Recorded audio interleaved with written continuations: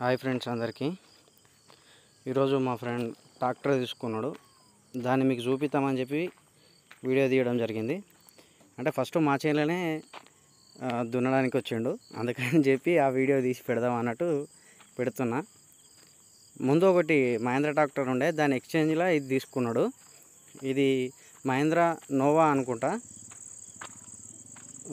చూడండి, మా ఆయన పూజ చేస్తున్నాడు. దానికి ఫస్ట్ టైం చేనుకి వచ్చింది కాబట్టి మంచిగా ఉండాలన్నట్టు పూజ చేస్తున్నాడు. వాళ్ళకి ఇలాగ మంచిగా నడవాలి అని. చూడండి,